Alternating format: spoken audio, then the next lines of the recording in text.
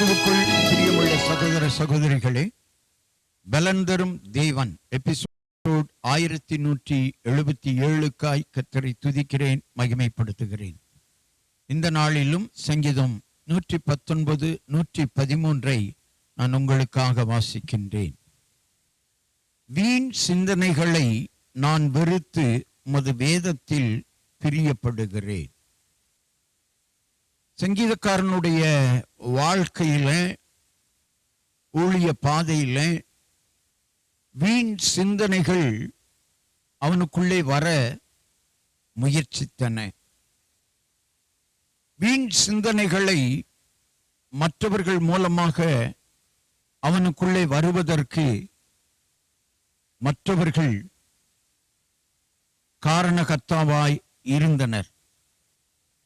ஆனால் சங்கீதக்காரன் வீண் சிந்தனைகள் தனக்குள்ளே வந்துவிடாதபடி, தன்னுடைய சிந்தனைகளுக்குள்ளே வீண் சிந்தனைகள் வந்துவிடாதபடி, கிறிஸ்து இயேசுவில் இருந்த சிந்தனை, அப்போஸ்தலனாகிய பரிசுத்த பவுல் சொல்லுவதைப் போல பிலிப்பியருக்கு, கிறிஸ்து இயேசுவுக்குள் இருந்த சிந்தனையே உங்களுக்குள்ளே இருக்க கடவது என்று சொன்னார்.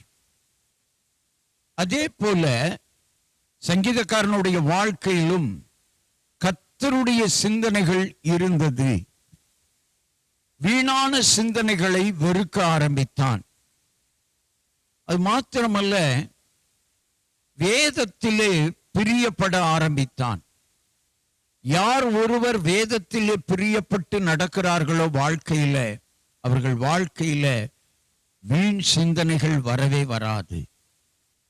வேதத்தை ஆராயவும், வேதத்தில் பிரியப்படவும், வேதத்தில் ஆர்வம் காட்டவும், வேத வசனத்தை கற்றுக்கொண்டு கைக்கொள்ளவும் யார் யார் இருக்கிறார்களோ அவர்கள் வாழ்க்கையில வீண் சிந்தனைகள் உள்ளே நுழையாது.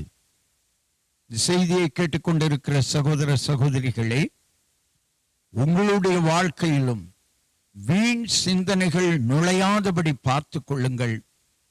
கர்த்தர் தம்முடைய வார்த்தைகளை உங்களுக்காக கொடுத்திருக்கிறார்.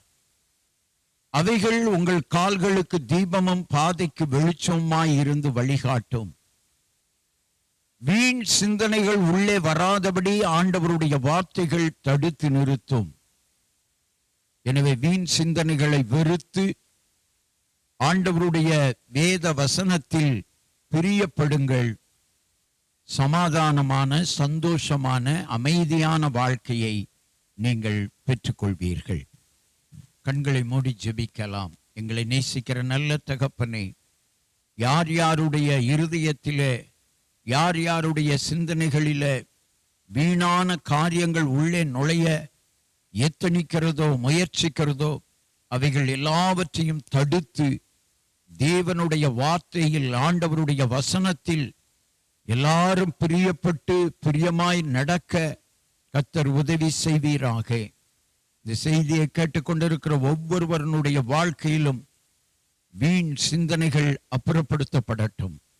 வேத வசனத்தில் எல்லாரும் பிரியமாய் இருக்கட்டும். அவர்கள் வாழ்க்கை வளமாக, நலமாக அமையும்.